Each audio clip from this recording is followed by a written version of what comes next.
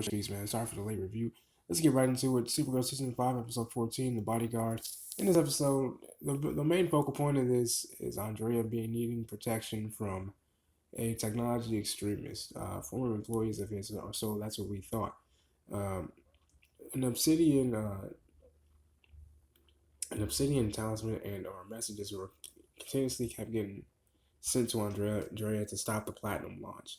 Obviously, Andrea refused. I mean, the first sign of this was when she got in the elevator, and all of a sudden, the anti-obsidian object was on the elevator with her, and all of a sudden, the elevator began to free fall. Supergirl shows up to save her, and then Lex Luthor convinces Kara to say, hey, she's gonna need a bodyguard because someone's clearly after her. Now, mind you, Lex has his own thing on him and Lena. Actually, Lena's still working on her Non Nocere project, and Lex says, "Hey, look, we got some prisoners over at this prison that we own. Why don't you test them for human trials?" Lena does just that. Everything starts to really work really well, and then one of the inmates, who's very mild mannered, actually begins to have like a really bad, and he tells her, "Lena, you may have fixed me, but you brought out the monster." Now, obviously, later on, Lena fixes this, and that way it works for him. But that was definitely a wake up call for her because Lena definitely wanted for this to work. So in that way, Supergirl would not, that way. I guess you could say she still wants their approval of Supergirl in some way. I guess, but that was a really crazy moment. And also, William actually is there to guard Andrea as well. And also, I think it was actually really cool to see Kara and William finally have some time to themselves.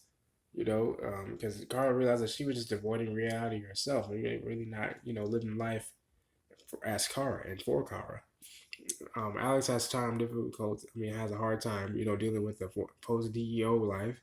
But her and John track down the extremist. Turns out the man actually is dead. He tried to kill his wife. His wife Amy actually was obsessed with the technology and plans to stop the platinum launch itself. Everyone tries to stop her, but she ends up taking Supergirl's powers, which tells Andrea like, "Oh snap!"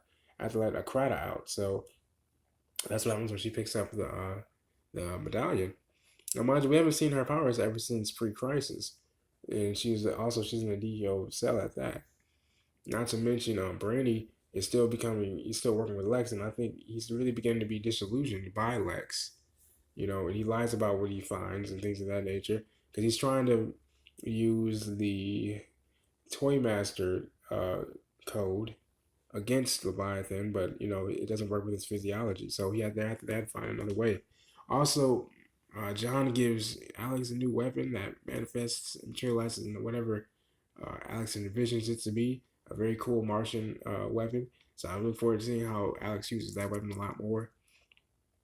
And this has been World History. So I hope you guys enjoyed tonight's review. I love you guys. Make sure you guys hit the like button, hit the subscribe button. Sorry, your boy's a little sick, and I'm pretty sure I'll be better in the next few days or so. I love you guys. Peace and love.